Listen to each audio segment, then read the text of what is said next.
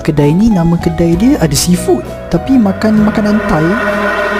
Kali ni kami kat Zainab Seafood di PV 11 Tapak Central. Suasana dalam kedai dia standard selesa, cuma agak terkejut untuk kedai seafood ni banyak pula jenis makanan Thailand. Ada sup patani, colek, ayam khao mok, pulut mangga. Tapi mana seafood dia? Oh, ada juga kat signboard. Tapi tak apalah, orang kedai tu cakap nasi khao mok dia sedap. Kena pula time dia tengah grill lemak dan lamb. Untuk orang yang order nasi khao mok, mak terliur dengan sizzle dia.